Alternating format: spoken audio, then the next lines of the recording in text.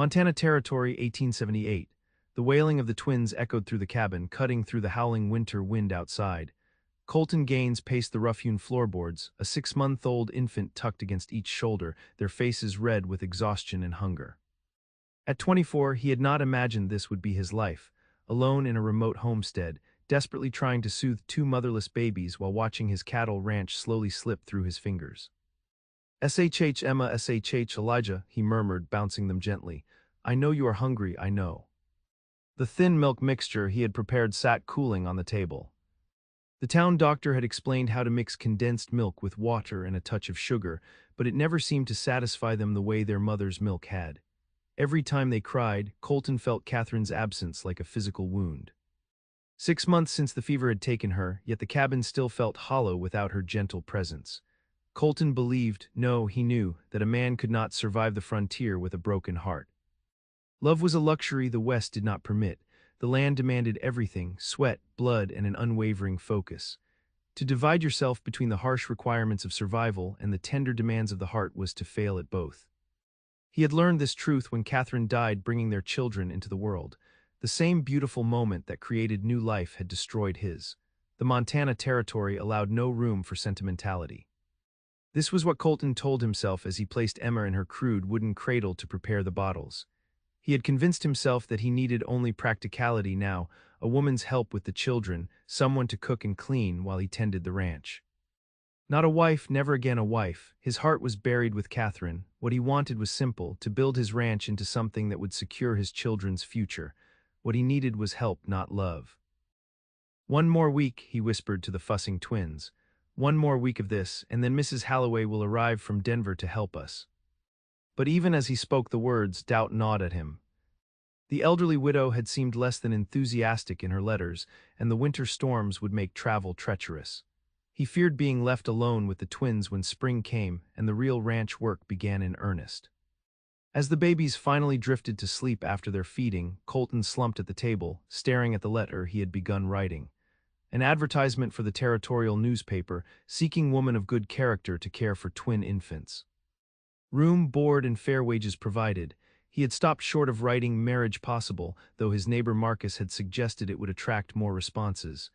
"A man needs a wife out here," Marcus had said. "Especially with little ones." But Colton knew better. The frontier was no place for love. It was a place for work, for survival, and for the cruel truth that everything you loved could be taken from you without warning. Better to keep arrangements practical, expectations limited. He could not bear to lose anyone else. Silver Creek, Montana Territory was barely a town, more a scattered collection of buildings hunched against the majestic backdrop of mountains. The single main street became a river of mud when it rained and a dust bowl when dry.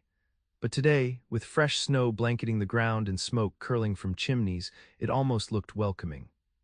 Ruby Winters clutched her small carpet bag as she stepped down from the stagecoach, her legs stiff from the 3-day journey. At 21 years old, this was the furthest she had ever traveled from her childhood home in Missouri.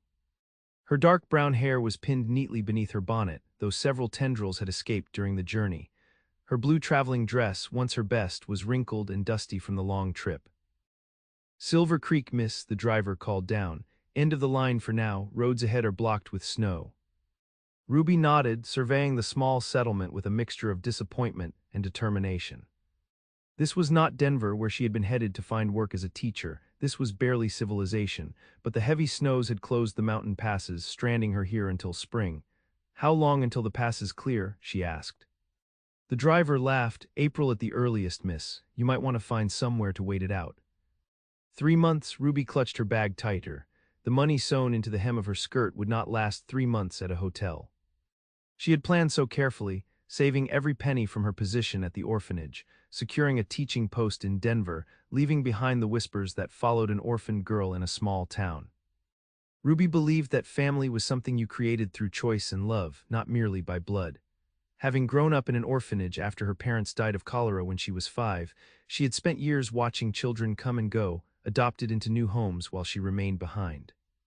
Too old, too serious, too bookish, there had always been a reason no family chose her. Eventually, she had aged out of being adoptable and had become a teacher's assistant at the same orphanage. "You need to find your own place in the world," Mrs. Haversham, the orphanage director, had told her. A husband, perhaps. But Ruby wanted more than to be someone's wife. She wanted to be needed for herself, for her mind and skills. She wanted to create her own family, one bound by love rather than obligation, one that would never leave her behind. Now, standing in this unfamiliar town with winter closing in, her carefully laid plans lay in ruins around her. "Hotel's that way," the driver said, pointing, "though it fills up fast when the stage gets stranded." With a deep breath, Ruby turned toward the small building with Silver Creek Hotel painted on its wooden facade. She would need to find work quickly. Perhaps there was a school that needed a teacher or a family that needed help with their children. Family, the word itself made her heart ache with longing. It was what she had always wanted and what always seemed just beyond her reach. "No room," the hotel owner said flatly. "Not a single bed left." Ruby stood in the cramped lobby, surrounded by other stranded travelers arguing over accommodations. "Surely there must be somewhere," she said, trying to keep the desperation from her voice. "I can pay." "Every place in town is full, miss. Stage wasn't supposed to come through with the storm, but here you all are," he gestured vaguely. "There's the saloon. They rent rooms by the hour, if you get my meaning." Ruby stiffened. "I most certainly do not need that type of accommodation." A woman's voice cut through the lobby noise. "You looking for work or just a place to stay?" Ruby turned to see a sturdy woman in her 50s watching her with shrewd eyes. Her gray-streaked hair was pulled back severely, and she wore a practical dress covered by a shop apron. "Both, actually," Ruby answered. "I was headed to Denver for a teaching position." The woman nodded. "I'm Harriet Miller. I run the general store with my husband." She looked Ruby up and down. "You seem respectable enough. I might have a proposition for you if you're interested." "I am very interested, Mrs. Miller." Harriet gestured for Ruby to follow her to a quieter corner. "There's a rancher outside town, Colton Gaines, young widower with twin babies, been looking for a woman to help with the children, a sort of governess arrangement." Ruby's heart quickened. Children, teaching, this could be the answer to her immediate problems. "His wife died in childbirth last summer," Harriet continued. "Babies are about 6 months old now.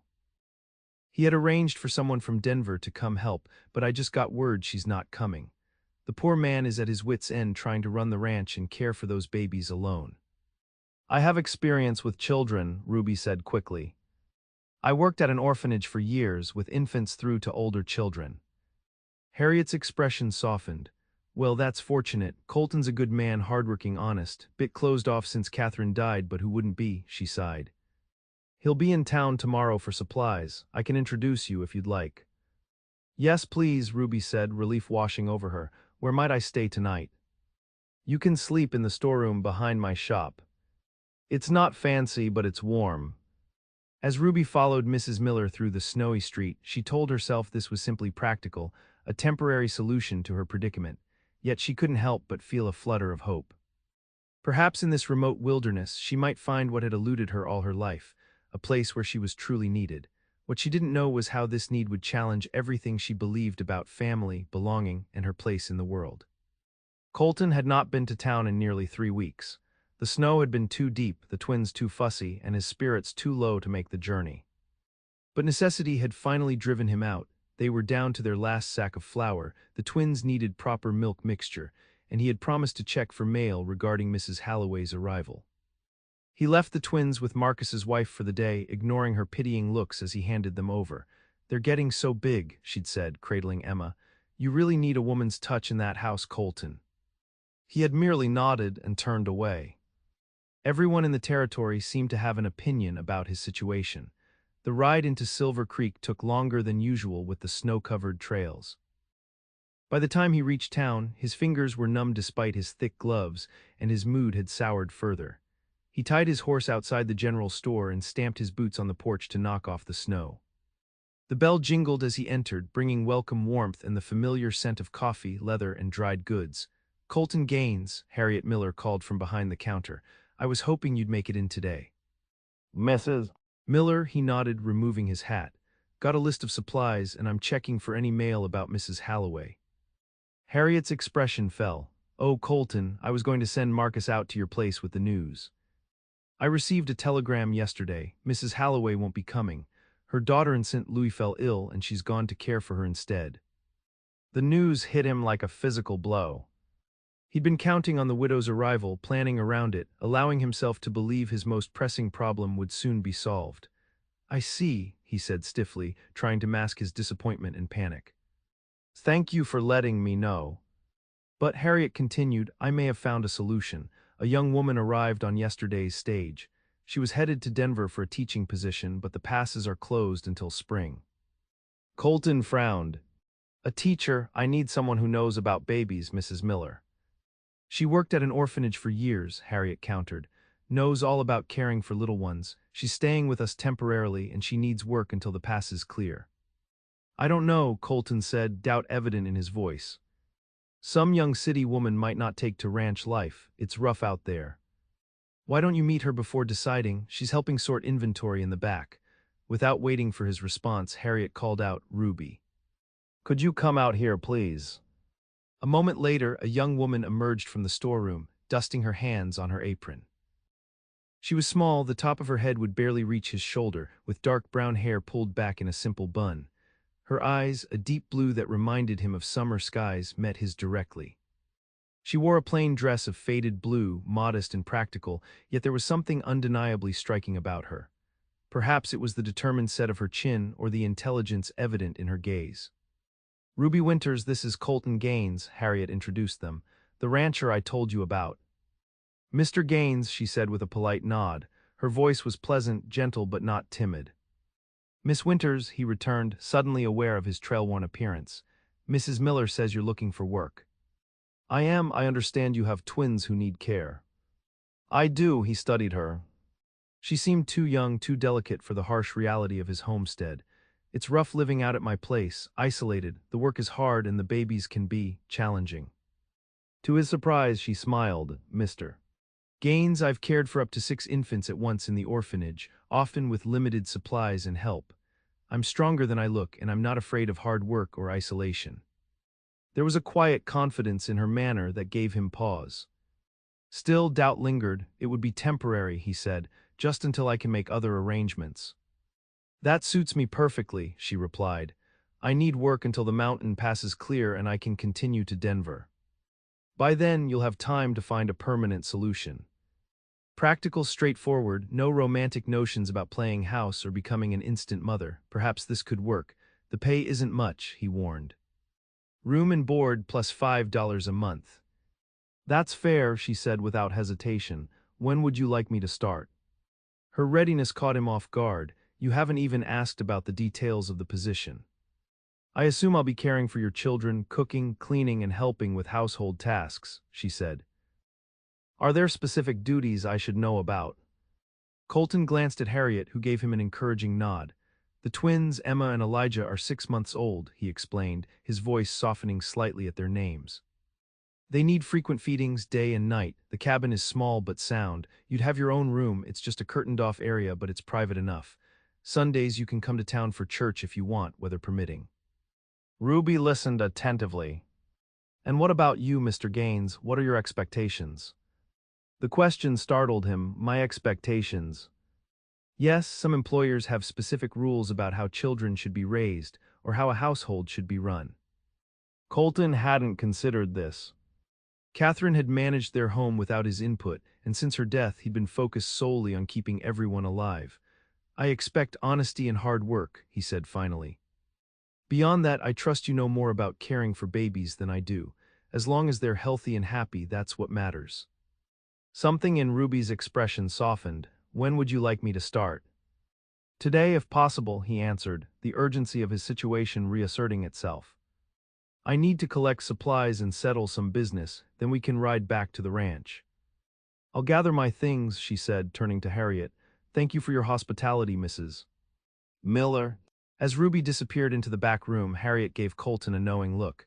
"She's a good girl, Colton, smart, capable, just what you and those babies need." "She's temporary," he reminded Harriet and himself. "Just until I find a more permanent arrangement." But as he turned to begin collecting his supplies, Colton couldn't shake the feeling that his carefully constructed solitude was about to be disrupted in ways he couldn't predict, and perhaps wasn't prepared to handle. Ruby packed her meager belongings quickly, mind racing. This was not what she had planned, but it would keep her fed and housed until spring. More importantly, there were children who needed her, and needing to be needed was something Ruby understood well. She had spent her entire life seeking a place where she truly belonged. The orphanage had been her workplace, never her home. Every child who found a family had reinforced her own status as unwanted. Every couple who came looking for a child to love had passed her by. "You're too serious," Mrs. Havisham would say. "Smile more, be more agreeable." But Ruby had refused to pretend to be someone she wasn't. She would find people who valued her for herself or make her own way in the world. When she emerged from the storeroom with her carpet bag, Mr. Gaines was paying for a substantial order of supplies. He turned as she approached, and she took a moment to properly observe her new employer. Colton Gaines was tall and broad-shouldered, as one might expect of a rancher, with light brown hair that curled slightly where it met his collar. His face was handsome in a rugged way, with a strong jaw currently covered in several days' stubble. But it was his eyes that caught her attention, deep green and shadowed with an unmistakable grief. He couldn't be much older than 25, yet he carried himself like a man who had already seen too much hardship. "I'm ready whenever you are, Mr. Gaines," she said. He nodded, then looked uncertainly at her thin coat and carpet bag. "Is that all you have? It's bitter cold out there." "It's what I have," she answered simply, unwilling to be pitied. "I'm sure it will suffice." A frown creased his brow. "You'll need something warmer for the ride." He turned to Mrs. Miller. "Do you have a spare blanket I could purchase, and perhaps a heavier coat?" "Of course," Harriet said, already moving toward a shelf of winter goods. "I have just the thing." Despite Ruby's protests, Colton purchased a thick wool coat and a heavy blanket. "Consider it an advance on your wages," he said when she objected. "Can't have you freezing to death before you even reach the ranch." The practicality of his argument silenced her. They completed their business in town efficiently, with Colton checking mail at the post office and purchasing additional supplies from the blacksmith. As they prepared to leave, Harriet pressed a small package into Ruby's hands. "Biscuits for the journey," she explained with a wink. "And a bit of advice, Colton's bark is worse than his bite. He's a good man who's had a hard time of it." Ruby thanked her and followed Colton outside to where two horses waited, his large chestnut gelding and a smaller dappled mare. "Can you ride?" he asked, eyeing her uncertainly. "Yes," she answered. At his surprised look, she added, "The orphanage was in the country, we kept horses." He nodded, seeming relieved. "Good. It's about 2 hours in good weather, likely longer today with the snow. Let me know if you need to stop." As they set out, Ruby on the mare and Colton leading with his horse laden with supplies, she found herself studying his straight back and broad shoulders. There was a solidity to him, an unwavering determination in the way he navigated the snowy trail. Here was a man accustomed to facing the world alone, much like herself. The journey passed mostly in silence, broken only by Colton's occasional warnings about difficult stretches of trail. Ruby was grateful for the new coat and blanket as the wind picked up, carrying tiny ice crystals that stung her cheeks. The landscape was both beautiful and forbidding, vast white plains giving way to distant mountains, scattered stands of pine and aspen providing the only color in a world of white and gray. After nearly 3 hours of slow riding, Colton pointed ahead to where smoke rose from behind a small hill. "That's the ranch," he said, his deep voice almost lost in the wind. "Not much further now." As they crested the hill, Ruby saw a modest homestead spread below them. A sturdy log cabin stood at its center, smoke curling from the stone chimney. Nearby was a large barn and several smaller outbuildings. A corral held a few horses, and beyond that she could make out the shapes of cattle huddled together against the cold. "It's not much," Colton said, a hint of defensiveness in his tone, "but it's mine. 1,500 acres, 37 head of cattle, 6 horses." "It looks like a fine place," Ruby said sincerely. After years in the crowded orphanage, the open space and solitude seemed almost luxurious. As they approached the cabin, the door opened and a woman emerged, bundled against the cold with 2 small bundles in her arms. "About time," she called. "These little ones have been fussing for their papa." Colton quickened his pace, dismounting before his horse had fully stopped and striding toward the woman. Ruby followed more carefully, watching as he took one of the bundles and cradled it against his chest. The tenderness of the gesture contrasted sharply with his otherwise stoic demeanor. "This is my neighbor, Mrs. Abigail Fletcher," Colton said as Ruby approached. "She's been helping with the twins when I need to go to town. Abigail, this is Miss Ruby Winters. She'll be caring for the children." "Mrs. Fletcher, a pleasant-faced woman in her 40s, gave Ruby an appraising look before breaking into a warm smile. "Thank the Lord," she said fervently. "These babies need a woman's care and Colton needs the help." She transferred the second bundle, which Ruby now saw was a swaddled infant, into her arms. "This is Emma, the little one Colton's holding is Elijah." Ruby looked down at the baby girl in her arms. Emma had her father's green eyes and a wispy covering of light brown hair. Her tiny face was red from crying, but she quieted as Ruby gently rocked her. "Hello, Emma," she whispered. "It's very nice to meet you." The baby stared up at her with solemn eyes, then yawned widely. "Let's get inside," Colton said. "It's too cold for them out here." Ruby followed him into the cabin, immediately struck by its sparse functionality. A large main room served as kitchen, dining area, and living space, with a stone fireplace providing warmth. A rough wooden table with 4 chairs stood in the center, and a rocking chair sat near the fire. Through a doorway she glimpsed what must be Colton's bedroom. To the right of the fireplace, a curtained area presumably hid her promised sleeping space. Despite its simplicity, the cabin was clean and solid. No drafts whistled through the walls, and the fire filled the space with welcome warmth. "I'll show you where everything is after Mrs. Fletcher leaves," Colton said, moving to place Elijah in a wooden cradle near the fire. There were 2 identical cradles, positioned side by side. Mrs. Fletcher gathered her coat and gloves. "They've been fed about an hour ago," she told Ruby.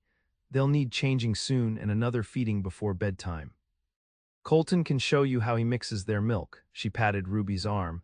"Good luck, dear, they're sweet babies, but they do miss their mama." After Mrs. Fletcher departed, an awkward silence fell over the cabin. Ruby continued rocking Emma, who had fallen asleep in her arms. "You can put her down," Colton said, gesturing to the empty cradle. "Best to let them nap while they're willing." Ruby carefully placed the baby in the cradle, tucking the blanket around her tiny form. "They're beautiful children, Mr. Gaines." "They look like their mother," he said quietly, then seemed to catch himself. "I'll show you where things are." The tour was brief and practical. Her sleeping area was indeed just a curtained-off space containing a narrow bed, a small chest for her belongings, and a peg for her clothes. The pantry was well stocked with their new supplies. Colton demonstrated how to prepare the milk mixture for the twins, explained their usual routine, and showed her where water could be drawn from the indoor pump, a luxury Ruby hadn't expected. "Bathrooms outside, I'm afraid," he said, appearing slightly embarrassed. "There's a chamber pot in your room for nighttime."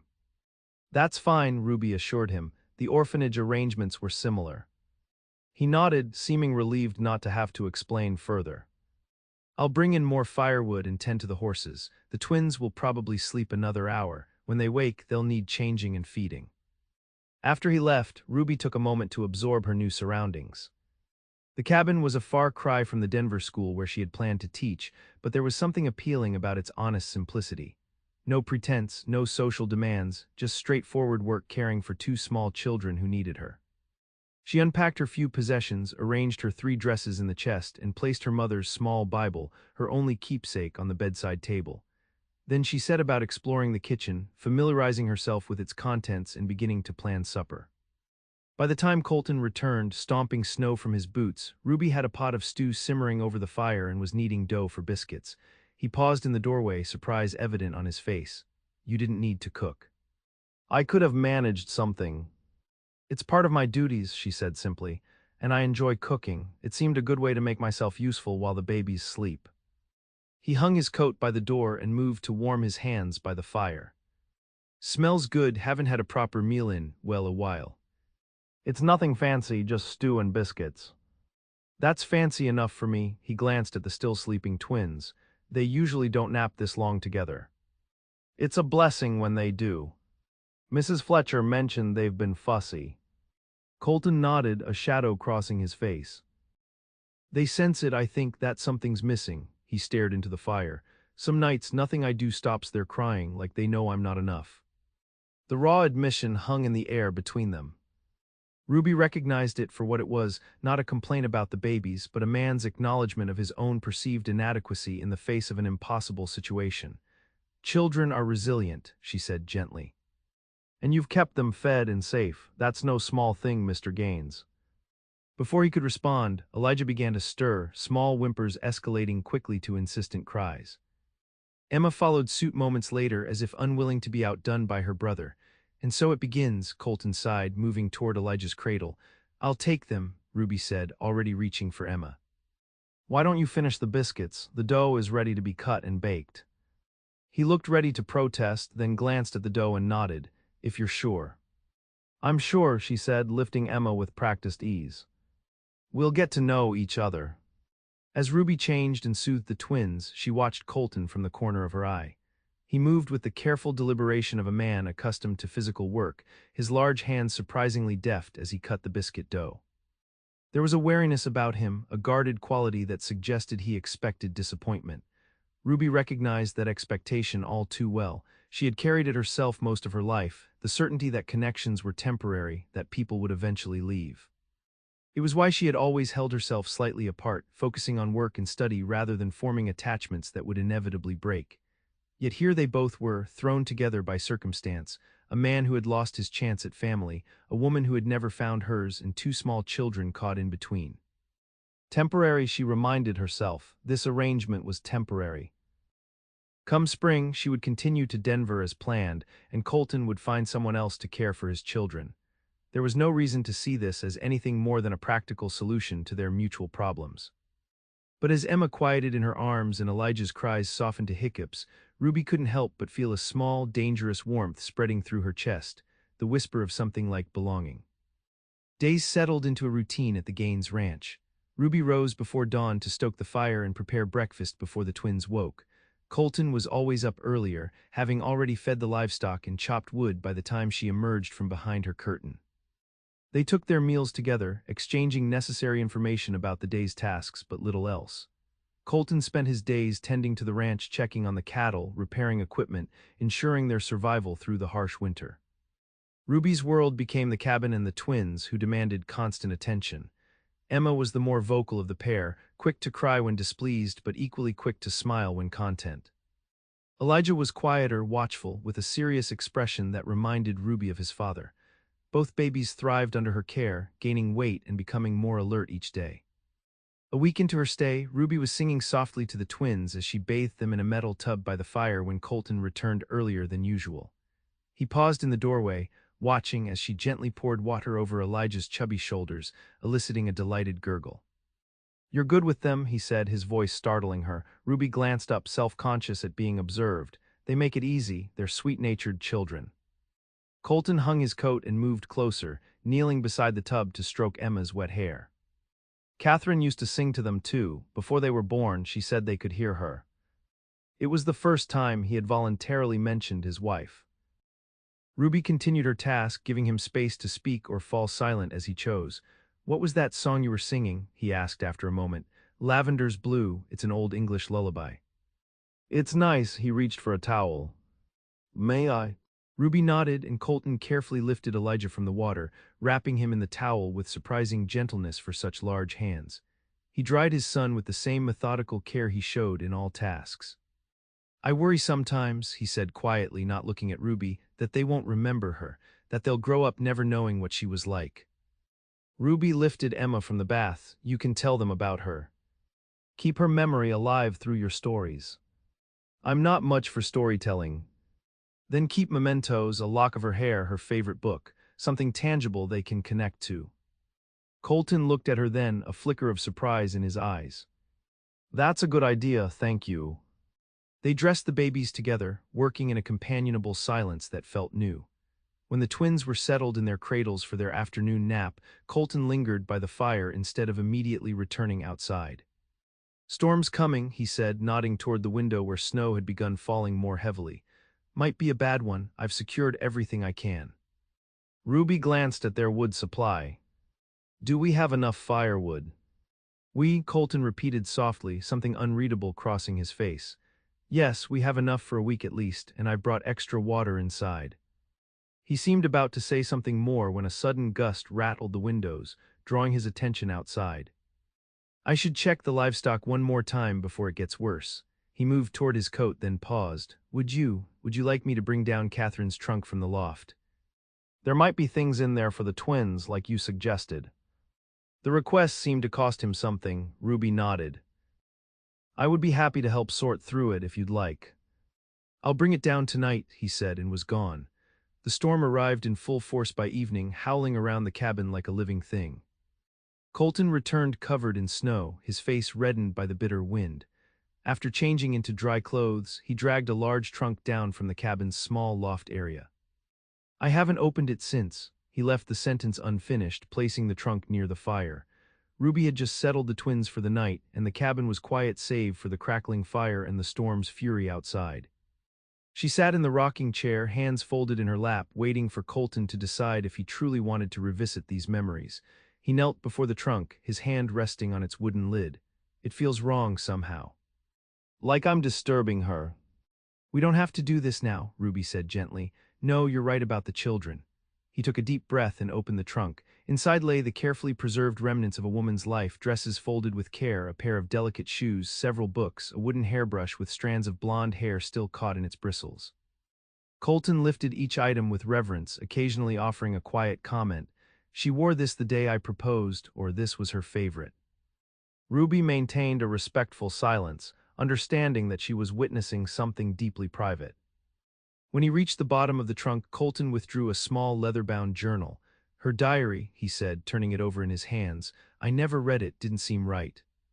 Perhaps there are things in it she would want the children to know when they're older, Ruby suggested. Colton nodded, setting the journal aside. Next came a small wooden box that opened to reveal a collection of jewelry, nothing expensive but clearly cherished. A silver locket caught Ruby's eye. That would be perfect to keep a lock of her hair for Emma, she said. And perhaps there's something similar for Elijah. There's my father's pocket watch, Colton said, reaching deeper into the trunk. Catherine kept it after he died, said Elijah should have it someday.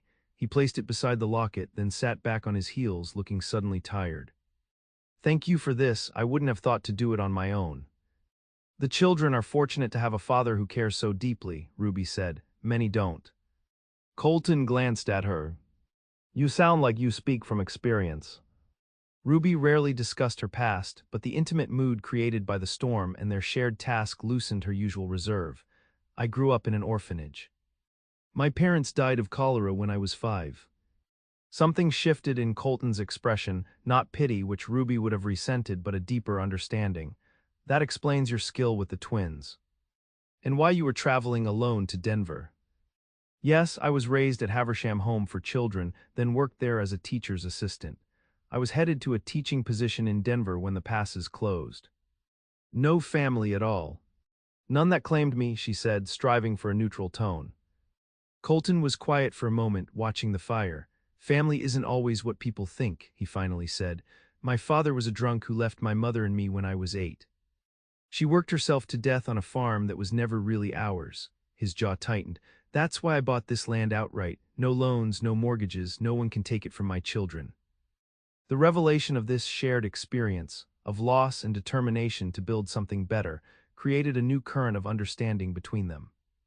For the first time, Ruby saw Colton not just as her employer or as a grieving widower, but as someone shaped by the same forces that had formed her. It's a good legacy, she said softly. Land, home, security. It's all I have to give them, he replied, glancing toward the cradles. That's not true, Ruby countered. You give them love, I see it every time you hold them. Colton looked genuinely startled by her observation. Before he could respond, a particularly violent gust of wind shook the cabin, sending a shower of sparks up from the fire. That's the worst one yet, Ruby said, rising to check that no sparks had landed on the floor. Colton closed Catherine's trunk, carefully placing the selected mementos on the mantel. We're in for a rough night. These Montana blizzards can last for days. Are the animals safe? As they can be, the barn is solid and they have food and water. He moved to add another log to the fire. You should get some rest while the twins are sleeping. They'll be up before dawn, storm or no storm. Ruby nodded, suddenly aware of the fatigue in her bones. Good night, Mr. Gaines. As she turned toward her curtained room, Colton's voice stopped her. Colton, he said. Out here with no one else around for miles, it seems foolish to stand on formality. You should call me Colton. The offer represented a small but significant shift. Good night, Colton, she said, testing the name. I'm Ruby. His slight smile was the last thing she saw before closing her curtain, a brief softening of his features that transformed his face and hinted at the younger, less burdened man he must have been before grief reshaped him.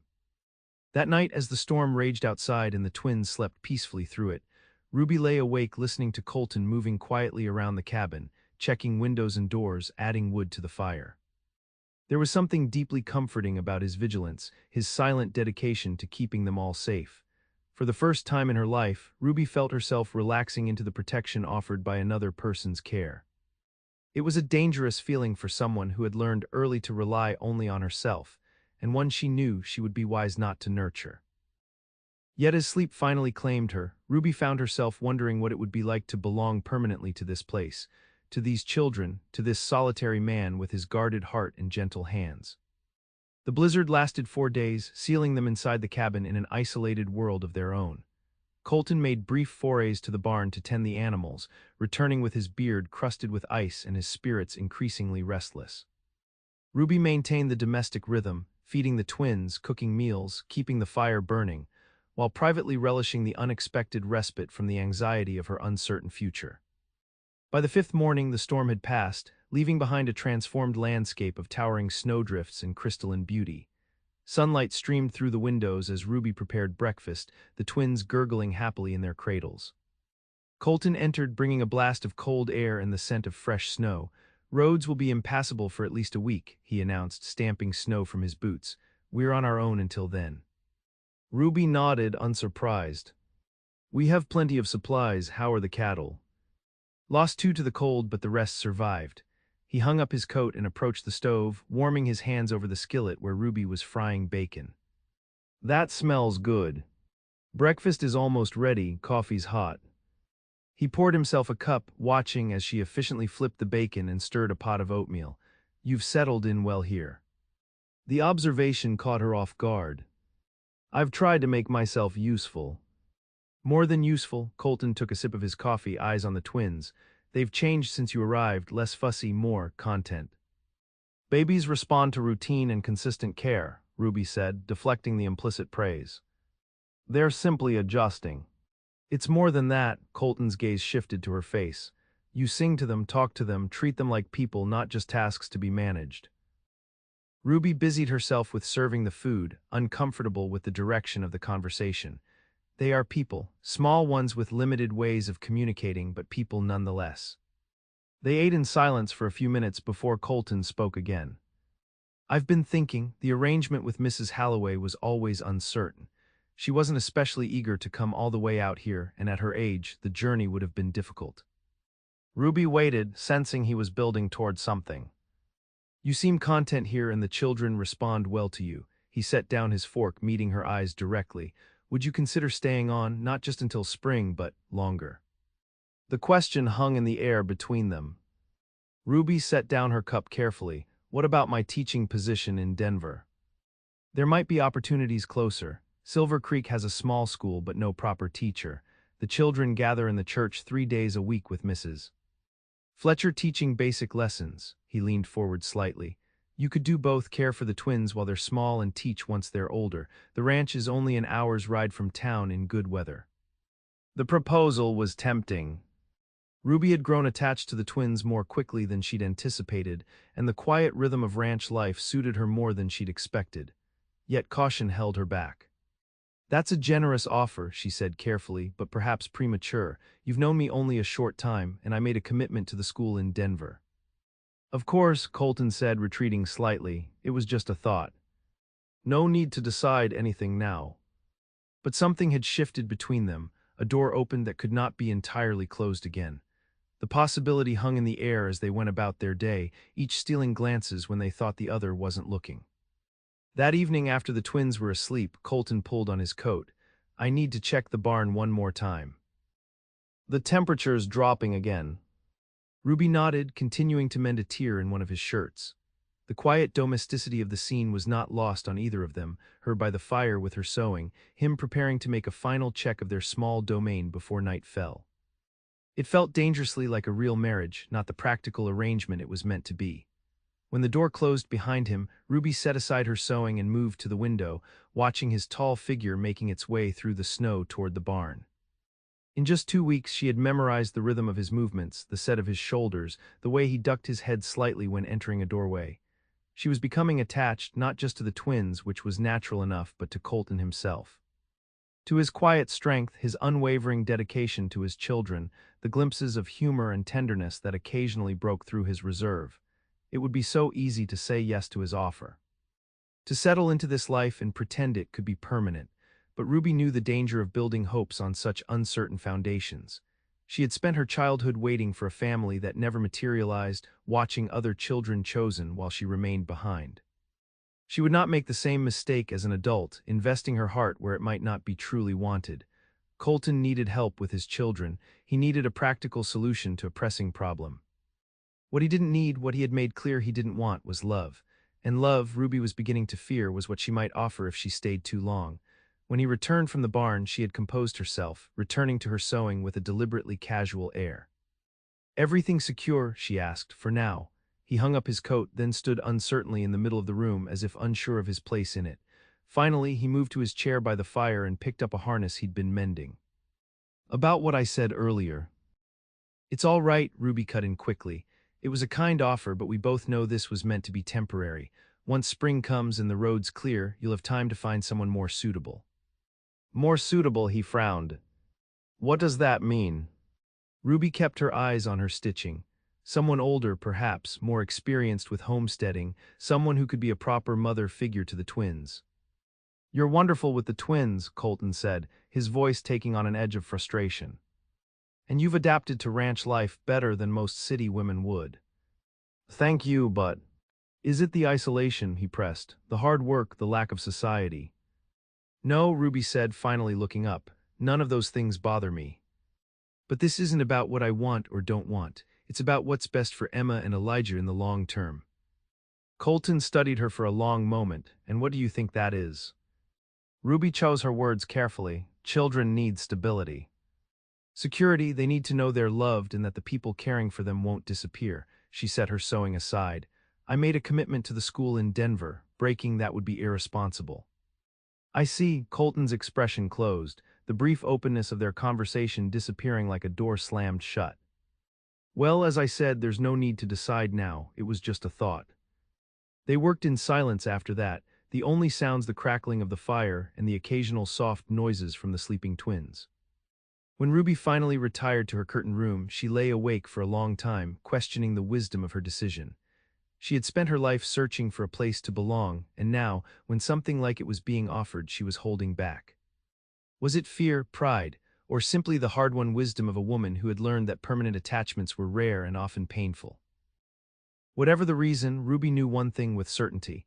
Caring for Colton's children was awakening feelings she had long kept dormant, the desire to be needed, to be essential to others, to create the family she had never had. And those feelings were dangerous indeed for a woman whose position was, by definition, temporary. February brought a brief thaw, allowing Colton to make the journey into Silver Creek for supplies and mail.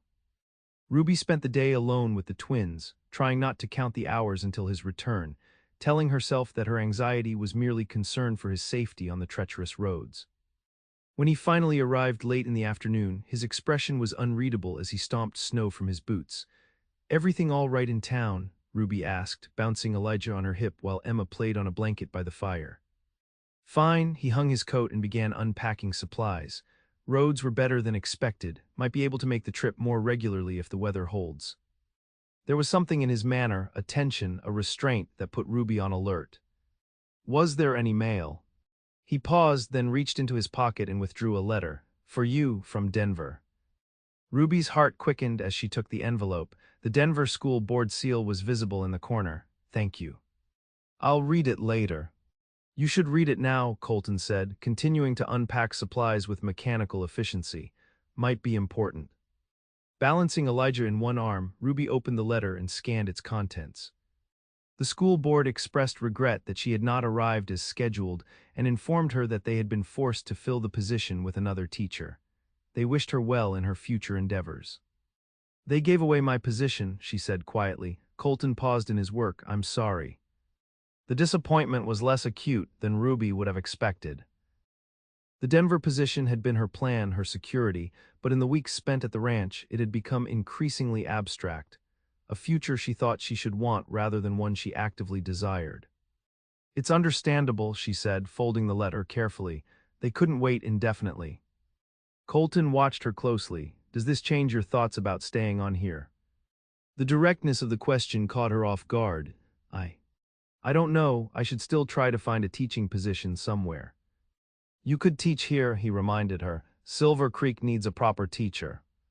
Ruby placed Elijah beside his sister on the blanket, needing a moment to gather her thoughts. Why do you want me to stay, Colton? Is it just because I'm convenient, already here and familiar with the children? The bluntness of her question seemed to surprise him. He set down the sack of flour he'd been holding and turned to face her fully. It's not about convenience, he said with unexpected intensity. It's about what I see happening here. The twins are thriving with you. The cabin feels different. Better, he ran a hand through his hair, searching for words. When Catherine died, everything went dark. I was just existing, trying to keep the children alive, the ranch going. Since you came, there's been light again. The raw honesty in his voice caught at Ruby's heart. Colton. Let me finish, he said. I'm not asking for anything beyond what we've already established. You care for the twins, help with the house. I provide for everyone, manage the ranch. It's a practical arrangement that works for all of us. He paused. But if you're waiting for a better offer, a real family situation, I should know that. The implication was clear. He was offering a permanent position, not a marriage, not a true family. Ruby squared her shoulders. I appreciate your candor. You're right that the arrangement has worked well these past weeks. She looked at the twins, her heart constricting at the thought of leaving them. I'll consider your offer carefully, but I'd like some time. Of course, Colton nodded, returning to unpacking supplies. Take all the time you need. But the air between them had grown heavy with unspoken words and half-acknowledged feelings. As they moved around the cabin that evening, preparing dinner and tending to the twins, Ruby felt the weight of the choice before her. Stay and accept the limits of what Colton was offering, a place in his home but not his heart. Or leave and continue searching for the family connection she had longed for all her life. Neither option offered the completeness she suddenly realized she wanted. Later, after the twins were asleep and Colton had gone to check the livestock, Ruby sat by the fire with Catherine's journal in her hands. She had been organizing mementos for the children as promised, but had avoided reading the private thoughts of the woman whose place she now partially occupied. Tonight, however, something compelled her to open the leather-bound book. Perhaps understanding Catherine might help her understand Colton and clarify her own confused feelings. The journal began with Catherine's arrival in Montana as a new bride. Her excitement and apprehension were palpable in her neat handwriting. Silver Creek, June 1877, Colton has brought me to our new home today. It is more rugged than I imagined, but there is a beauty in its wildness that speaks to something in my soul. The cabin is small but solid, and Colton promises to build additions as the ranch prospers. I believe him. There is something so steady in him, so determined. When he sets his mind to something, it becomes truth through the sheer force of his will. He is different when we are alone than he is with others. In town, people see only his serious side, his businesslike manner. They don't know how he laughs when we are private, how gentle his hands can be, how his eyes soften when he looks at me. I think perhaps I am the only one who knows this Colton, and the knowledge feels like a precious gift I must protect. Ruby turned the pages, following Catherine's journey through the seasons, her pride in Colton's growing success with the ranch, her delight in creating a home, her occasional loneliness when winter isolated them. Then came the joyful entry announcing her pregnancy. A baby. Colton was speechless when I told him, then lifted me right off my feet in an embrace so tight I could barely breathe. I have never seen such naked emotion on his face, joy and fear and wonder all at once. A family of our own, he kept saying, a real family at last. I know what this means to him, having lost his own family so young. This child will heal something in him that has been broken since his father left and his mother died. I pray I can give him the family he deserves, the love he has never fully believed he could have. Ruby closed the journal, unable to read further. Catherine's words had revealed a side of Colton she had only glimpsed, a man capable of joy, of open emotion, of deep love. A man who had once dreamed of family as passionately as Ruby herself did. And now he was offering her a place in his home, but carefully avoiding any suggestion of his heart.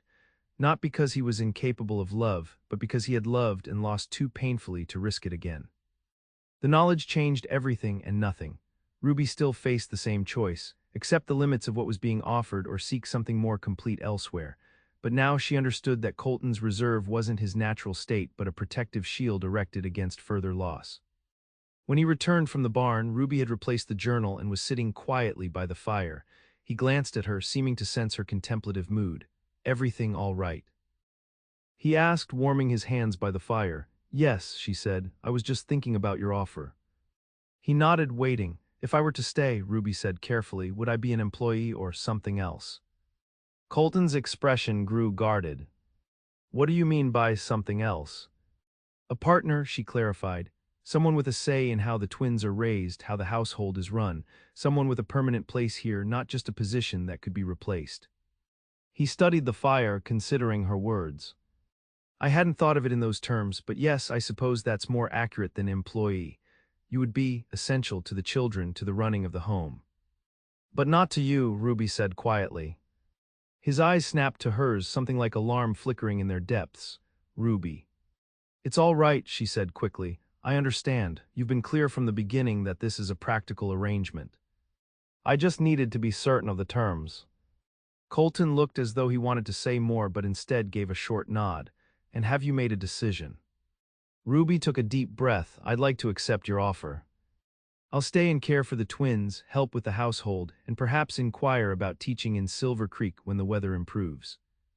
Relief washed over his features. Good, that's good, he hesitated, then added, the children will be glad. They've grown attached to you. And I to them, Ruby said softly. What remained unspoken hung in the air between them, the growing attachment that had nothing to do with the twins and everything to do with the quiet moments they shared, the understanding that had developed, the way they had begun to anticipate each other's needs and thoughts. But Ruby had learned long ago not to reach for more than was offered. She would find contentment in caring for Emma and Elijah, in creating a home, in building a life of purpose. If her heart sometimes yearned for more, for the Colton that Catherine had known, who laughed privately and showed his emotions openly, she would learn to live with that yearning.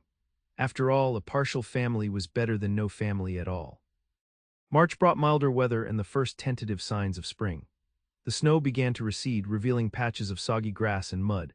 With the improved conditions, Colton spent longer days outside, repairing winter damage to fences and outbuildings, checking on the pregnant cows that would soon deliver the spring calves, and preparing for the busy season ahead. Ruby's days fell into a pleasant rhythm. The twins, now 7 months old, were becoming more active, attempting to crawl and babbling constantly. She took advantage of the warmer days to bring them outside, letting them feel the sunshine on their faces and watch their father at work in the distance. One mild afternoon, as she sat on a blanket with the twins in a sheltered spot near the cabin, Colton approached from the barn. He paused a few yards away, watching as Emma pulled herself up on Ruby's arm, wobbling precariously. She'll be walking before we know it, Ruby called to him. Colton came closer, kneeling on the edge of the blanket. Catherine was convinced they'd be early walkers, said they were too curious to stay still for long. He reached out to steady Elijah, who was trying to follow his sister's example. Looks like she was right. The casual mention of Catherine no longer brought the sharp tension it once had. In the weeks since Ruby had read the journal, Colton had begun to speak of his late wife more freely, small memories, shared with a wistful smile rather than pained reserve. I was thinking, he said, helping Elijah sit back down, we should go into town next week. The roads are passable now and the twins should see a doctor for a checkup, and you might want to inquire about the teaching position. That sounds like a good idea, Ruby agreed. It would be nice to speak with Mrs. Miller again, too. Colton nodded, his gaze drifting to the distant mountains, where patches of snow still gleamed in the afternoon sun. The spring roundup will start soon. I'll need to hire a couple of hands to help with the cattle. Will you be gone long? Ruby asked, trying to keep her tone casual. A few days at a time. Marcus will check on you when I'm away. The thought of Colton's absence created an unexpected hollow feeling in Ruby's chest. She had grown accustomed to his presence, the sound of his boots on the porch, his deep voice speaking softly to the twins, the quiet companionship of their evenings by the fire. We'll be fine, she assured him. The twins and I will manage. Colton studied her face, seeming to search for something in her expression. I know you will, you've proven yourself more than capable, he hesitated, but I'll miss you. All of you. The simple admission sent warmth spreading through Ruby's veins. It was the most direct expression of personal feeling he had offered since proposing she stay permanently. We'll miss you too, she said softly. For a moment something shifted in Colton's gaze, a softening, a warming that made Ruby's breath catch. Then Emma let out a delighted squeal, breaking the moment as she toppled sideways into her father's lap. Colton laughed, a full, rich sound that Ruby had heard only rarely. "Trying to get my attention, little one." The remainder of the afternoon passed in a golden haze of contentment as they played with the twins on the blanket, pointing out clouds and birds, laughing at the baby's attempts to crawl after a curious rabbit that ventured near. It felt, Ruby thought with a pang, exactly like the family she had always dreamed of having, but it wasn't her family, not truly. She was still, at best, a substitute for the mother the twins had lost. And while Colton clearly valued her, appreciated her, perhaps even cared for her in his way, he had drawn clear boundaries around his heart that she dared not cross. The journey into town the following week brought both confirmation of Ruby's place and painful reminders of its limitations. Dr. Campbell pronounced the twins healthy and thriving, commenting on their obvious attachment to Ruby. "You've done wonders with them, Miss Winters," he said warmly. "Many feared they wouldn't survive without their mother, but look at them now, chubby and happy as can be." At the general store, Harriet Miller greeted Ruby like a long-lost daughter, enveloping her in a fragrant hug before stepping back to examine her critically. "Ranch life agrees with you," she declared. "You've got color in your cheeks and light in your eyes I didn't see when you first arrived." While Colton discussed ranch business with Mr. Miller, Harriet drew Ruby to a quiet corner. "So you've stayed on at the Gaines place," she said, her tone carefully neutral but her eyes keen with interest. "Yes," Ruby confirmed. "The arrangement has worked well for everyone." Harriet folded her arms. "And what exactly is the arrangement, if you don't mind my asking? The town's been buzzing with speculation." Ruby felt heat rise in her cheeks. "I care for the children and the household. Mr. Gaines provides room, board, and wages. It's a practical solution to his need for help and my need for employment." "I see," Harriet's expression suggested she saw more than Ruby was saying. "And that's all it is, practical." "Of course," Ruby replied, perhaps too quickly. "What else would it be?" Harriet's gaze softened. Forgiveness for speaking plainly, but a young, handsome widower and a pretty young woman living under the same roof. People talk, dear. "Let them talk," Ruby said with more confidence than she felt. "There's nothing improper in our arrangement." "I didn't say improper. I merely wondered if there might be plans for something more permanent." At Ruby's expression, Harriet patted her arm. "Never mind me, I'm an old busybody. Just know that if you ever need a woman to talk to, my door is always open." The conversation left Ruby unsettled. She had been so focused on navigating her own feelings and the practical aspects of her position that she hadn't considered how others might view the arrangement. Would people assume there was more between her and Colton? Would such assumptions damage her prospects if she sought the teaching position? But her meeting with the town council regarding the school proved encouraging. The three men who constituted Silver Creek's leadership were impressed with her credentials and experience, particularly when Colton unexpectedly spoke on her behalf. "Miss Winters has been teaching my children since her arrival," he told the council. "Her methods are thorough and her manner excellent. Silver Creek would be fortunate to have her instructing our children." The council agreed to hire Ruby as the town's teacher starting in September, when the small school would reopen after the harvest. Until then, she would continue her current arrangement at the Gaines Ranch. "Congratulations," Colton said as they loaded their purchases into the wagon for the journey home. "You'll make an excellent teacher." "Thank you for your support," Ruby replied, settling the twins in their basket. "I didn't expect you to speak to the council on my behalf." "Why wouldn't I?" He glanced at her, genuinely puzzled. "You're qualified and the town needs a proper teacher. But it means I'll be away from the ranch several days a week once school starts. You'll need to make other arrangements for the twins." Colton secured the last of their supplies and climbed onto the wagon seat. "We'll work it out," he said simply. "Perhaps they can come with you on school days. They'll be over a year old by then." As the wagon rolled out of town, Ruby found herself studying Colton's profile. His calm acceptance of her new position, his apparent assumption that she would continue to live at the ranch even while teaching in town, it all suggested a level of permanence to their arrangement that both comforted and confused her. They were building a life together of sorts, not the full partnership of marriage, but something more enduring than a temporary employment situation. It was a middle ground Ruby hadn't anticipated, not quite family, but not merely practical either. Could it be enough? Could she find contentment in this half measure of belonging? As the ranch came into view, golden in the late afternoon sun, Ruby thought of the entry in Catherine's journal where she described first seeing her new home. "There is a beauty in its wildness that speaks to something in my soul," she had written. Ruby felt that same response now, a recognition, a homecoming. Whatever the limitations of her position here, this place had wrapped itself around her heart.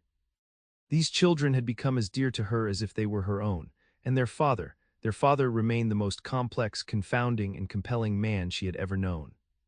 That evening after the twins were asleep, Colton lingered by the fire rather than retreating to his usual evening chores. He seemed contemplative, almost hesitant. "I've been thinking," he said finally. "Now that you'll be teaching in town, we should make some changes to the cabin." Ruby looked up from her mending. "What kind of changes?" "An addition, a proper bedroom for you with real walls and a door. And eventually, separate rooms for the twins as they get older." The proposal took her by surprise. "That's a significant undertaking." "I've been planning to expand anyway," he said. "The ranch is doing well. The spring calves will fetch a good price and I've got savings." He stared into the fire. "Catherine and I always talked about building a bigger house someday. It feels right to start making those plans real." There was something in his voice, a tentative hope perhaps, that caught at Ruby's heart. This was more than a practical improvement to their living situation. It was Colton beginning to envision a future again, to build something beyond mere survival. "I think that's a wonderful idea," she said softly. He looked at her then, a smile warming his features. "Good, we'll start planning once the roundup is finished." He rose from his chair. "I should check on the pregnant heifer, she's looking close to her time." After he left, Ruby sat motionless, her mending forgotten in her lap. The conversation had left her with a confusing mixture of emotions: gratitude for the consideration of her comfort, pleasure at being included in future plans, and an undeniable disappointment that those plans still contained such careful boundaries. A proper bedroom with a door, more space, greater privacy, all practical improvements that would maintain the careful distance between them, even as they shared a home and raised children together. Ruby was beginning to wonder if she had been wrong to accept these terms, if the half-measure of family she had settled for might ultimately cause more pain than the complete absence she had known before. But when Colton returned from the barn, stamping snow from his boots and bringing the crisp scent of night air with him, when he smiled at her across the warm cabin and asked about the twins' day, Ruby knew the truth. She would take whatever portion of belonging he offered, because the alternative, leaving this place, these children, this man, had become unthinkable. The spring roundup took Colton away from the ranch for days at a time throughout April. Ruby settled into the rhythm of caring for the twins and the household alone, finding unexpected satisfaction in her independence. She planted a kitchen garden, began teaching the twins simple words and games, and even learned to handle the rifle Colton insisted she keep nearby in his absence. On a particularly fine morning in early May, Ruby decided to take the twins on a picnic. They were becoming more mobile each day, crawling enthusiastically and pulling themselves up on furniture. Fresh air and new surroundings would help expend their seemingly endless energy.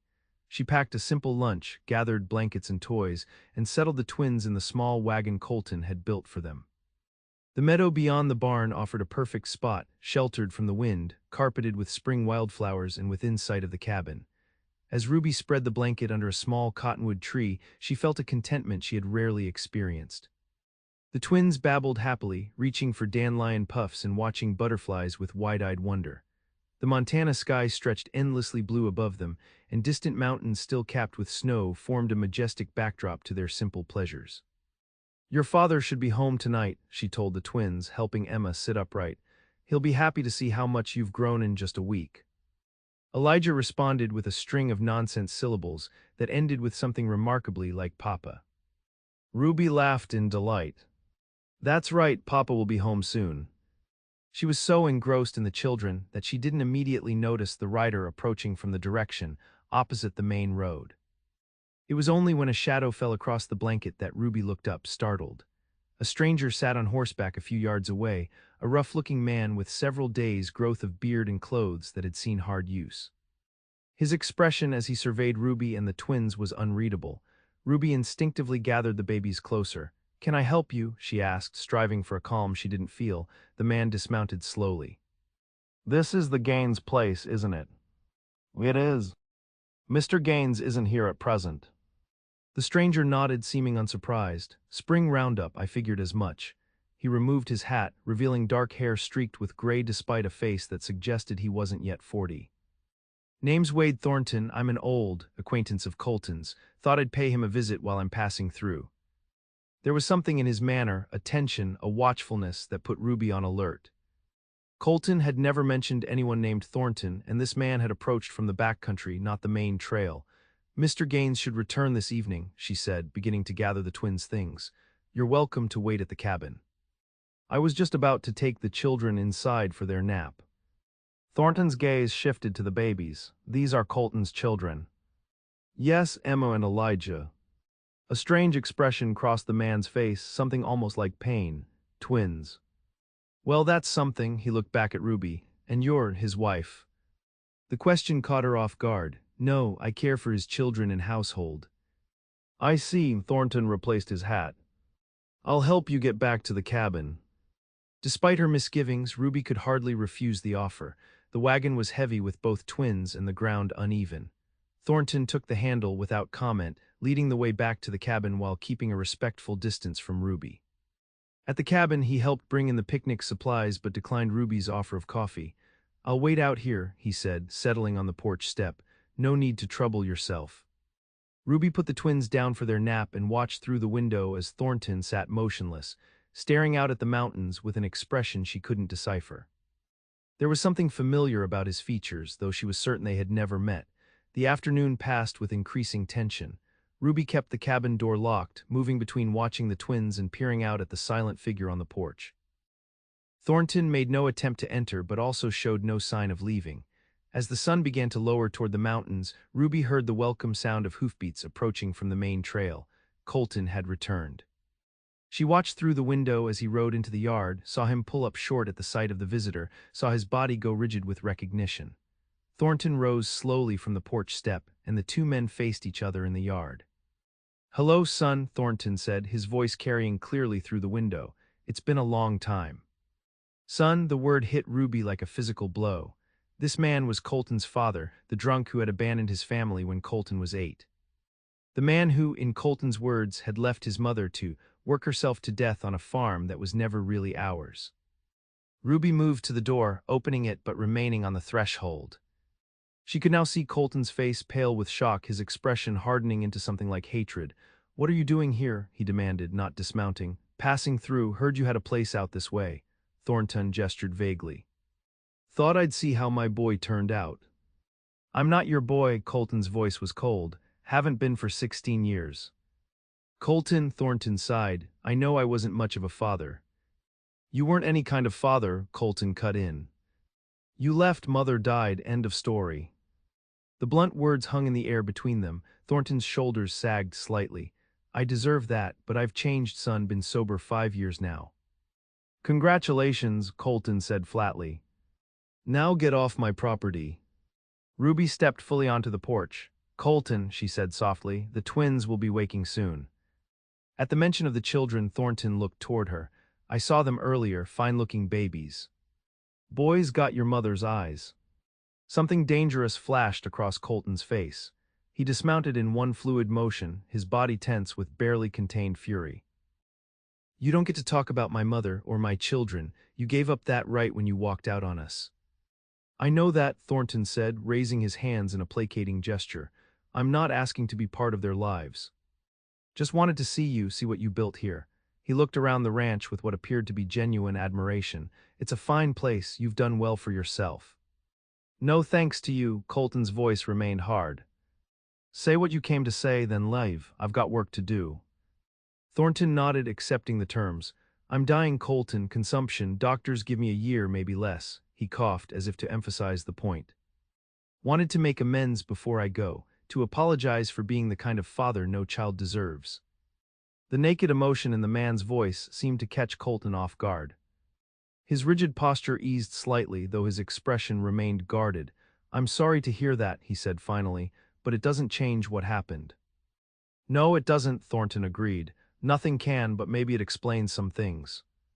I was sick even then, not just the drinking, but the coughing, the weakness.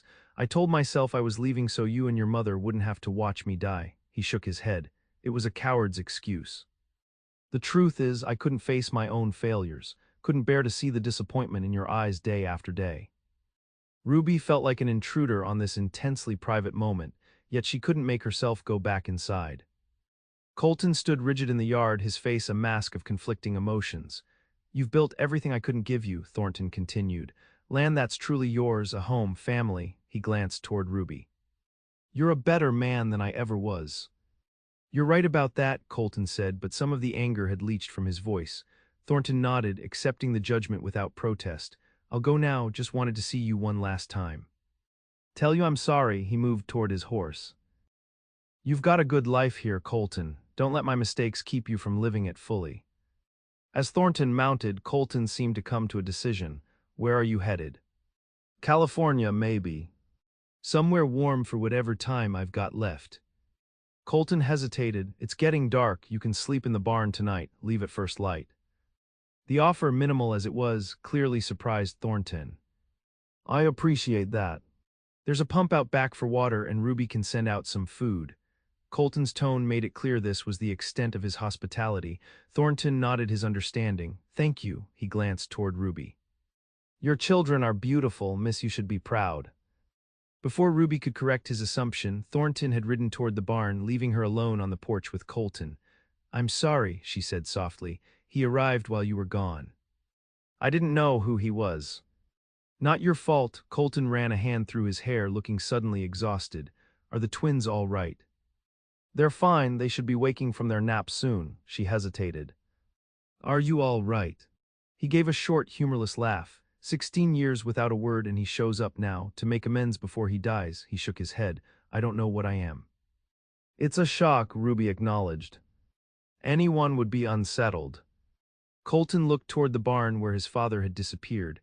I used to dream about this moment when I was younger, what I'd say to him if I ever saw him again.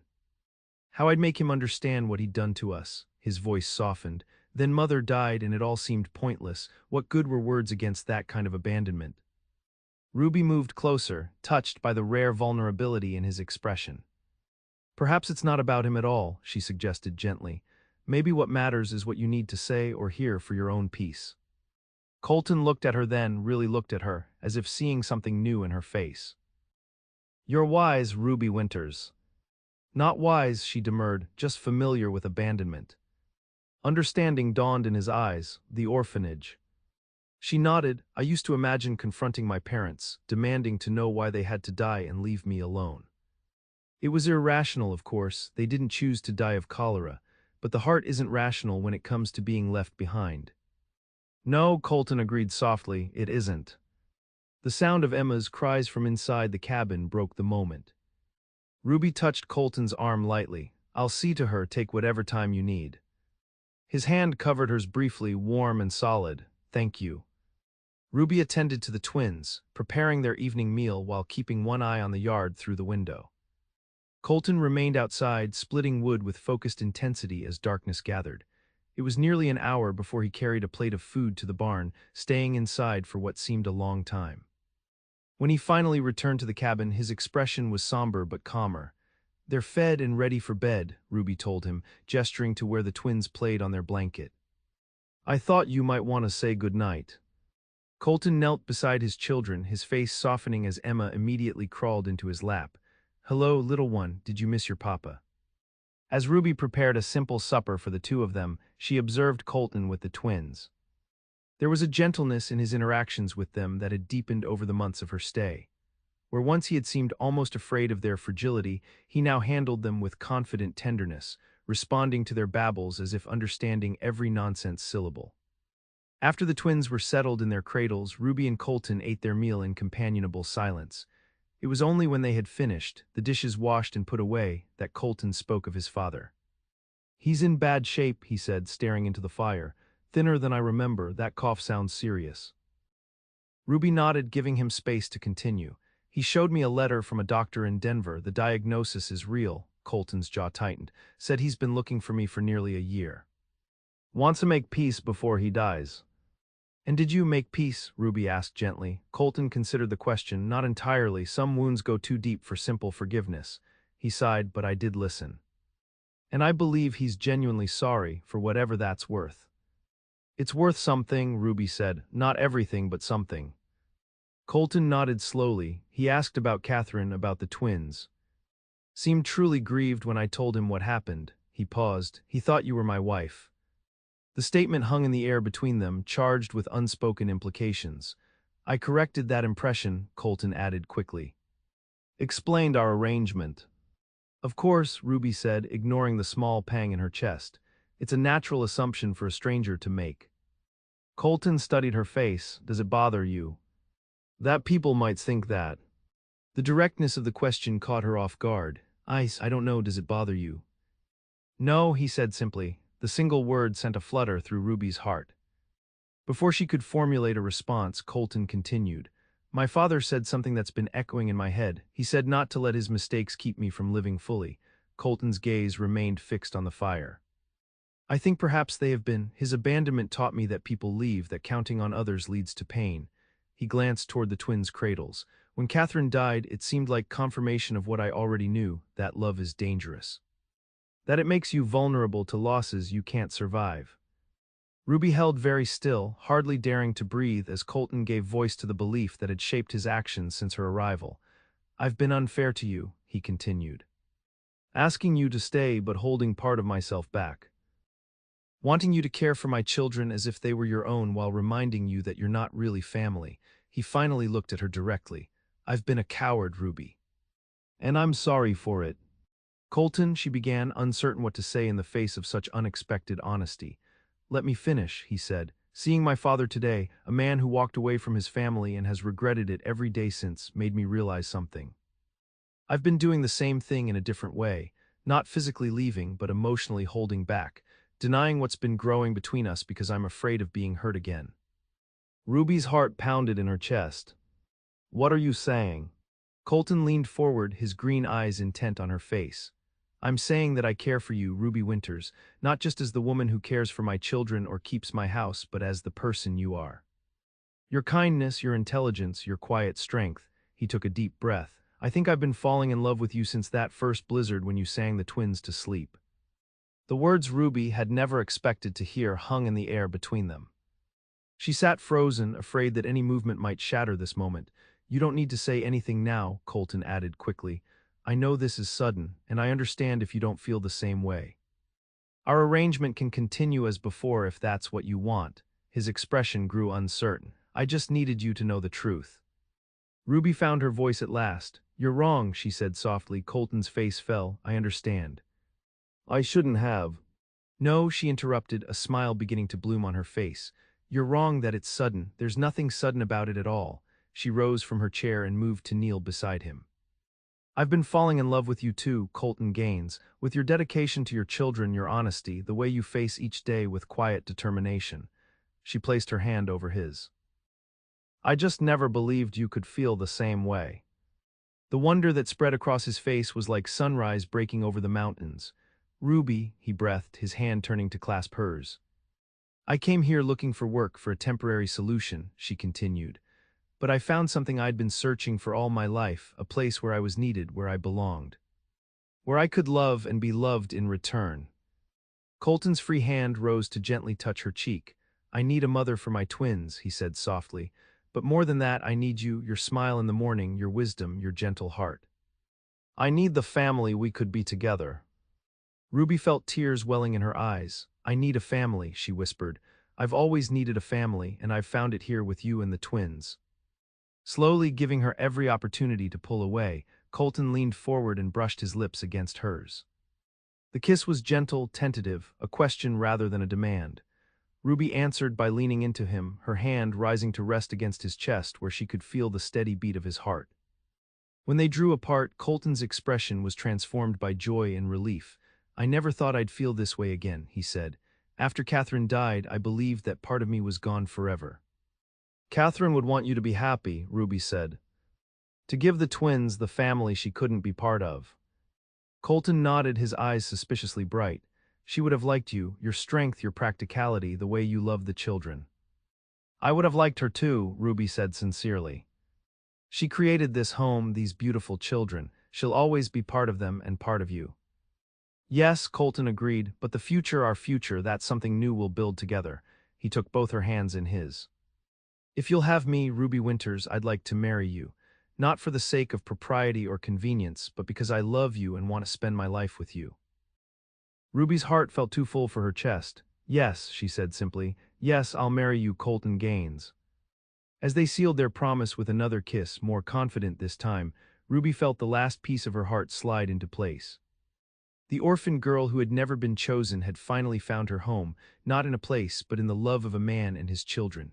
A family of her own at last.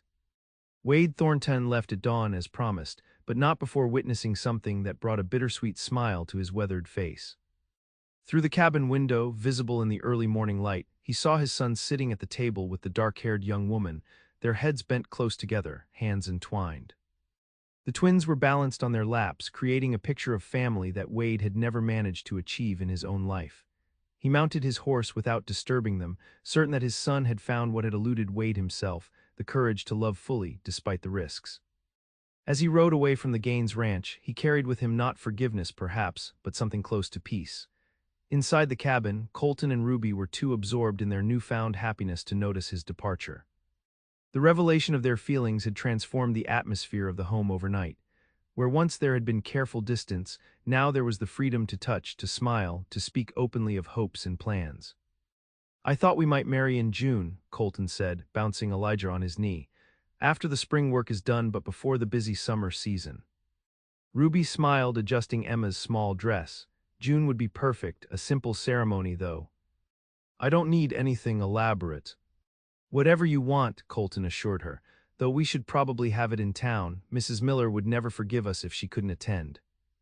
The thought of Harriet's reaction to their engagement made Ruby laugh. "She'll claim credit for the match, you know, she introduced us after all. And I'll be forever grateful to her for it." Colton's gaze turned serious. "Ruby, there's something I've been meaning to ask you about the twins." Ruby felt a momentary flutter of anxiety. "What is it?" "Would you consider? That is, would you want to formally adopt them, to be their mother in name as well as in practice?" The question took her breath away. "Colton, are you sure they're Catherine's children?" "I would never want to replace her or erase her memory." "You wouldn't be replacing her," he said gently. "Catherine gave them life and nothing can change that, but you're the mother they know, the one who sings to them and teaches them and loves them every day." His expression grew tender. "You're already their mother in every way that matters. The adoption would just make it official." Tears sprang to Ruby's eyes. "Then yes, yes, I would be honored to be their mother." The twins, as if sensing the importance of the moment, chose that time to babble excitedly. Emma reached for Ruby's face, her small fingers patting her cheek as if in approval. "I think they agree," Colton laughed. In the weeks that followed, news of their engagement spread through Silver Creek like wildfire. Harriet Miller did indeed claim full credit, telling anyone who would listen that she had known from the first moment she saw them together that they were perfectly suited. It was just a matter of time, she told Ruby during a visit to town to discuss wedding preparations. That man needed someone with your strength and gentleness, and those babies needed a mother's love. Ruby accepted the community's well wishes with quiet joy, still sometimes hardly believing the turn her life had taken. From orphaned child to beloved fiancé, from unwanted girl to eagerly anticipated mother, the transformation seemed almost too perfect to be true. Yet each day brought new confirmation of its reality. Colton's loving glances across the breakfast table. The twins reaching for her with complete trust. The plans they made together for the future, the cabin expansion, the school term beginning in fall, the possibility of more children someday to join their family. On a warm evening in late May, as they sat on the porch watching the sunset paint the mountains gold and crimson, Colton drew Ruby close against his side. "Happy?" he asked, pressing a kiss to her temple. "Completely," she replied. "Are you?" He was quiet for a moment, his gaze on the distant horizon. "I never thought I'd have this again," he finally said. "After losing Catherine, I believed that kind of happiness was behind me forever. That the best I could hope for was to raise the twins and build the ranch, a life of duty rather than joy." "And now," Ruby prompted gently, a slow smile spread across his face, "now I know better. Life doesn't give just one chance at happiness, sometimes it gives you a second one, different but equally precious." He turned to face her fully. "You and the twins, you're my second chance, Ruby, my family." "And you're mine," she whispered. "The family I've waited for all my life." As twilight deepened around them and the first stars appeared in the vast Montana sky, Ruby rested her head on Colton's shoulder, content in the knowledge that her long search was over. She had found her place in the world, not in a location or position, but in the hearts of those who loved her. The frontier that had once seemed so harsh and unforgiving had, against all odds, given her the greatest gift of all. A place to belong, a love to cherish, and the family she had always dreamed of finding. The wedding took place on the first Saturday in June, with wildflowers blanketing the meadows and the mountains standing sentinel beneath a perfect blue sky. Silver Creek turned out in full force for the occasion, the small church overflowing with well-wishers. Ruby wore a simple dress of pale blue silk, ordered specially from Denver at Harriet's insistence.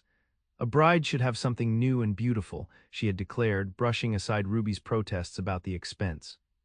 In her dark hair she wore a circlet of white wildflowers gathered that morning from the ranch meadow. Colton, dressed in a new suit, waited at the altar with Marcus standing beside him as best man. The twins, now 9 months old and determined to crawl everywhere, were corralled in the front pew under Abigail Fletcher's watchful eye, dressed in matching outfits sewn by Ruby. As Ruby walked down the aisle alone, her eyes fixed on Colton's face, she felt none of the absence that had marked so much of her life. There was no father to give her away, no mother to shed proud tears, no siblings to stand beside her. Yet she didn't feel the lack. The community that had embraced her, the children who needed her, and the man waiting for her with love shining in his eyes, these were family enough. The ceremony was simple but heartfelt. They exchanged traditional vows, their voices steady and sure. When the minister pronounced them husband and wife, Colton's kiss was gentle but held a promise of passion that brought color to Ruby's cheeks and knowing smiles to the older women in the congregation. The celebration afterwards spilled from the church to the town square, where tables laden with food and drink awaited. There was music from a local fiddler, dancing that continued well into the evening, and so many good wishes that Ruby's face ached from smiling. Through it all, Colton remained close to her side, his hand often finding hers, his eyes returning to her face with a wonder that made her heart skip. The twins were passed from arm to arm, the center of attention as they babbled and charmed everyone who held them. As twilight approached, Colton leaned close to whisper in Ruby's ear, "Ready to go home, Mrs. Gaines." The name, her new name, sent a thrill through Ruby. "Yes," she replied simply. They said their goodbyes, collected the sleepy twins, and began the journey back to the ranch in their wagon. The Montana evening wrapped around them like a blessing, the air sweet with the scent of pine and wildflowers. "Happy?" Colton asked, echoing his question from days earlier. Ruby looked at him in the fading light, at the twins nestled between them, at the road leading to the home they would share. "More than I ever imagined possible," she answered truthfully. When they arrived at the ranch, Colton surprised her by handing the sleeping twins to Marcus and Abigail, who had followed in their own wagon. "They're staying the night," he explained at Ruby's questioning look, "to give us a wedding night to ourselves." Ruby felt a blush rise in her cheeks. Despite the weeks of engagement, they had maintained propriety, with Colton often sleeping in the barn to avoid gossip. Tonight would be their first truly private moments as husband and wife. After the Fletchers departed with the twins, Colton turned to Ruby with unexpected shyness. "I have something to show you," he said, taking her hand. "A wedding gift." He led her to the cabin, but instead of entering, he guided her around to the back where a new addition had been under construction for weeks. Ruby had assumed it was the beginning of the expanded bedroom wing they had discussed, but as Colton opened a newly hung door, she realized it was something else entirely. "Welcome home, Mrs. Gaines," he said softly, stepping aside to let her enter. Ruby gasped at the sight that greeted her. The room was simply but beautifully furnished with a large bed covered in a hand-stitched quilt, a dressing table with a mirror, and a rocking chair positioned near a window that overlooked the mountains. Fresh wildflowers stood in a vase on the bedside table, and a small fire burned in a stone fireplace built into the far wall. "Colton," she breathed, "when did you do all this? I knew you were building, but—" "I wanted it to be a surprise." He looked around the room with undisguised pride. Marcus helped with the fireplace, Harriet chose the bedding and curtains. Even Dr. Campbell contributed. That rocker was his wife's, and he thought you might like it for nursing when we have more children someday. The casual mention of future children, their children together, made Ruby's heart swell with emotion. "It's beautiful," she said, turning to face him. "The most wonderful gift I've ever received." Colton drew her into his arms, his expression growing serious. "Not as wonderful as the gift you've given me, Ruby. You brought light back into my life when I thought I would live forever in darkness. You loved my children when they needed it most. You made this place a home again." Ruby reached up to touch his face, marveling that this man, this good, strong, loving man, was now her husband. "We've given each other what we both needed," she said softly. "A family, a place to belong, a love to last a lifetime." Their kiss began gently but quickly deepened, months of restrained passion finally finding release. As Colton lifted her into his arms and carried her to their marriage bed, Ruby felt the last of her doubts and fears dissolve into certainty. This was where she belonged. This was the family she had been searching for all her life. And this man, this complicated, honorable, tender-hearted cowboy, was the love she had never dared to dream might find her. Later, as they lay wrapped in each other's arms, the moonlight streaming through the window and casting silver patterns across their bed, Colton pressed a kiss to Ruby's hair. "I need a mother for my twins," he whispered, echoing words spoken months before but now infused with new meaning. Ruby smiled against his chest. "And I need a family," she replied, completing the exchange that had brought them to this perfect moment. Outside, the Montana night stretched vast and peaceful around their small cabin. Inside, two hearts that had once known only loss and loneliness beat in perfect harmony, united in the knowledge that they had found, at last, the love that would sustain them through all the seasons of the life they would build together. Epilogue: Silver Creek, Montana Territory, May 1882. Ruby stood on the porch of the schoolhouse, watching as the last of her students disappeared down the dusty main street of Silver Creek. The spring term was ending, and the children were already anticipating the freedom of summer, their lessons increasingly interrupted by glances out the windows at the green hills beyond town. At 35, Ruby Gaines had settled comfortably into her dual roles as teacher and mother. 4 years of teaching had established her as a respected figure in the growing community, known for her firm but kind methods and her genuine interest in each child's progress. As she gathered her books and teaching materials, Ruby's thoughts turned homeward. The twins, now 4 years old, would be eagerly awaiting her return, and so would their younger siblings, 3-year-old Catherine, named for Colton's first wife in a gesture that had touched Ruby deeply, and 1-year-old Joseph, whose arrival had completed their family circle. The sound of a wagon approaching drew her attention. She smiled at the familiar sight of Colton driving their wagon into town, the twins seated beside him and the younger children secured in back. "We thought we'd surprise you," Colton called as he pulled the horses to a stop. "The little ones couldn't wait until you got home." Emma and Elijah tumbled from the wagon with excited cries of "Mama," wrapping themselves around Ruby's skirts. At 4, they were sturdy, active children with their father's green eyes and boundless energy. Though not identical, their twin bond remained strong, each intuitively understanding the other's thoughts. "What a wonderful surprise," Ruby said, bending to kiss their upturned faces. "Were you good helpers for Papa today?" "I helped with the chickens," Emma announced proudly. "And I fixed the fence with Papa," Elijah added, not to be outdone. Ruby exchanged an amused glance with Colton over their heads. At 30, he had lost none of his strength or vitality. If anything, the years of happiness had softened the hard edges of his face, revealing more often the smile that had once been so rare. "Is that so?" she asked, making her way to the wagon where Catherine waited impatiently for her turn at attention. "And what about you, my sweet girl? Did you help too?" Catherine nodded solemnly, her dark curls bouncing. "I watched Joey," she said, referring to her baby brother with the seriousness of a child entrusted with an important task. Joseph, hearing his name, let out a happy gurgle and reached for Ruby with chubby hands. She lifted him from his secure nest of blankets, breathing in the sweet scent of his hair. "He's been asking for you all day," Colton said, coming to stand beside her. "Though not in so many words."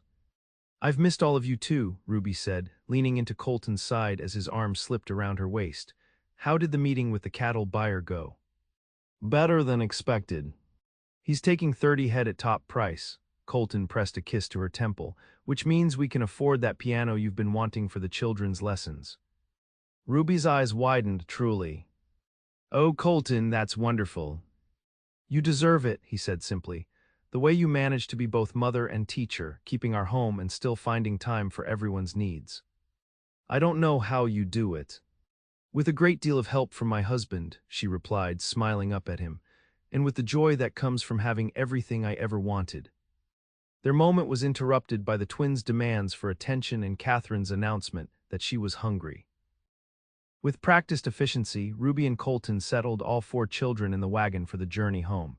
As they drove through Silver Creek, they exchanged greetings with familiar faces. The town had grown in the 4 years since their marriage, with new businesses and homes springing up as the railroad's approach brought increased settlement to the territory. Harriet Miller waved from the porch of her store, where she was arranging a display of new spring goods. "Dinner on Sunday," she called as they passed. "We'll be there," Ruby promised.